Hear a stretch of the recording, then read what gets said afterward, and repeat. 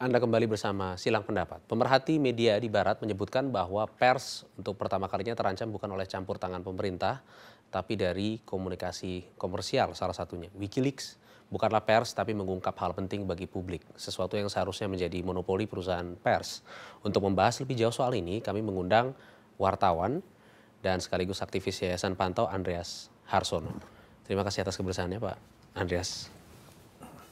Nah, apa pendapat Anda tentang apa yang saya katakan barusan bahwa pers seperti berbagai kalangan di media Barat mengatakan bahwa pers terancam untuk pertama kalinya dari komunikasi komersial? Tidak juga, tetapi peranan ini bukan pers nih, peranan jurnalisme. Nah, Peranan jurnalisme itu bergeser. Kalau dulu pada abad ke-20, jurnalisme itu kayak menjadi gatekeeper, penjaga gawang. Jadi informasi yang boleh masuk ke dalam orang-orang di dalam pagar tersebut adalah informasi yang sudah disaring oleh si penjaga pagar ini. Sekarang pagar ini tidak ada. Jadi karena orang sudah ada internet. Kalau dulu orang mengkonsumsi informasi itu istilahnya lean back, gitu. Duduk baca koran pakai remote control. Sekarang lean forward, gitu. Pakai mouse lihat di monitor. Kalau dulu misalnya kita baca apa misalnya harian Jakarta Globe misalnya, ya kita baca Jakarta Globe ya apa yang disajikan oleh Jakarta Globe, apapun kita mau baca nggak baca yang ada cuma dari sini ke sini ke sini ke sini. Atau kita mau nonton TV, ada QTV dan seterusnya, ya paling bolak-balik ya gitu, kita nggak bisa memilih isi berita yang kita inginkan. Dengan internet itu enggak, dengan internet kita akan misalnya mau tahu berita nuklir di Jepang gitu. Kita klik gitu, ketik dengan Google nuclear meltdown, baca New York Times. Klik lagi baca di mana Asahi Shimbun, klik lagi baca di NHK, klik lagi lihat video di YouTube. Jadi lean forward dan media tidak punya kemewahan menjadi eksklusif gitu saja ya. Satu koran ya udah orang mau suka nggak suka ya harus baca yang ada di koran itu. jadi ini Sekarang bukan enggak. masalah Wikileaks versus pers gitu ya, tapi pers versus teknologi baru internet. Internet ini Secara menciptakan keseluruhan lebih umum gitu sifatnya. revolusi komunikasi yang luar biasa besarnya. Wikileaks termasuk salah satu pemain utama di dalam dunia internet. Jadi kalau kita lihat nama-nama besar di internet itu misalnya pertama adalah media tradisional. Jadi yang dianggap kredibel itu yang paling tinggi hitnya. Mungkin New York Times, mungkin Washington Post atau CNN gitu ya. Tetapi muncul juga hal-hal yang belakang ini penting yang bukan berasal dari media tradisional. Wikileaks, Wikipedia, Google, Facebook ini kan bukan pemain tradisional. Tetapi hit di kalangan ini, Wikileaks, Facebook, Google, Yahoo, ini juga tinggi. Tapi Anda melihat Wikileaks ini bisa disebut sebagai media massa tidak? Karena si Media Julian massa. Assange sendiri mengatakan bahwa saya adalah chief editor atau pemimpin redaksi dari Wikileaks. Oh iya, ini media massa. Bentuk media massa sekarang berubah. Google itu apakah media massa? Media massa, karena dia membuat orang bisa mencari informasi dengan semau dia. Dia mau cari apa, Playboy bisa, dia mau cari gempa Jepang bisa, dia mau cari yang agama-agama bisa, segala macam sekarang. Nah, ini saya akan memperlihatkan kutipan dari Ketua Forum Ekonomi Dunia yang mengatakan bahwa semenjak ada Wikileaks, dunia berubah total. Pemerintah, perusahaan, dan para pengambil keputusan harus menerima bahwa mulai sekarang mereka akan selamanya berada dalam ruangan kaca. Tidak bisa lagi menyembunyikan apapun pada intinya. Ya betul juga kan. Sekarang ini kan. Tapi Anda setuju tidak pernyataan Ketua Forum Ekonomi Dunia tadi yang mengatakan bahwa dengan adanya Wikileaks itu tidak ada lagi yang bisa menjadi rahasia yang disembunyikan lagi.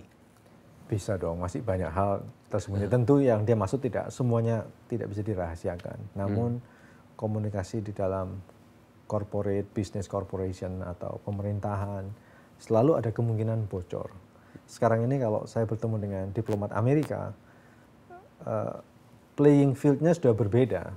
Saya sudah sadar bahwa apa yang saya sampaikan kepada mereka itu bisa bocor. Gitu. Sehingga rule of the games-nya jadi berubah. Kalau dulu kan nggak pernah terpikir omongan yang kita sampaikan ke diplomat Amerika Serikat atau Australia atau apapun itu bisa bocor. Sekarang saya sadar itu bisa bocor. Apa yang mereka lakukan ini, yang dilakukan oleh WikiLeaks, itu dilakukan oleh hackers dan bukan jurnalis. Sebelumnya peran utama untuk mengungkap sesuatu yang dirahasiakan oleh penguasa itu kan ada di pundaknya jurnalis nih. Nah sekarang ada hackers yang ternyata punya kemampuan yang kurang lebih sama gitu. Paling tidak dalam hal mengumpulkan, bukan untuk mengolah gitu. Saya pernah bertemu dengan seorang hacker, salah satu hacker yang top di dunia ya. Saya bertemu di luar Indonesia. Saya tanya, apa sih yang kalian cari itu dengan membongkar website orang? Dia bilang, yang paling menarik bukan untuk mencuri, tetapi untuk mengetahui bagaimana organisasi besar ini melihat dunia. Saya kira menarik itu. Jadi buat mereka bukan mencurinya yang penting, tetapi yang penting adalah untuk melihat bagaimana organisasi macam Pentagon, State Department, bank-bank besar di Swiss itu melihat dunia. Dan setelah itu mereka akan curi data-data itu untuk diperlihatkan kepada masyarakat tentang bagaimana organisasi-organisasi besar itu melihat masyarakat luas. Apakah itu sama dengan jurnalisme? Tentu berbeda. Tapi menurut saya peranan jurnalisme, kalau kita baca buku Bill Kovacs dan Tom Rosenthal, Blur, gitu ya. Blur artinya kabur sekarang ini. Baru terbit November lalu. Di dalam buku Blur tersebut, Kovacs dan Rosenthal mengatakan peranan wartawan sekarang berbeda. Kalau mau survive akan tidak berbeda 100%, tetapi ada yang berbeda. Yang tidak berbeda, misal menjadi investigator, investigative journalism, itu tetap ada, memantau kekuasaan. Yang juga tetap ada adalah yang mencatat event-event. Kan kalau tidak setiap hacker tidak mau kan suruh menghadiri upacara gunting atau apalah perjanjian, dan hacker pasti nggak mau. Itu tetap tugas jurnalisme. Tapi ada tugas yang baru, misalnya menjadi sense maker. Jadi kalau ada informasi muncul dari WikiLeaks, dari hacker, tugas wartawan untuk making sense out of this leak information.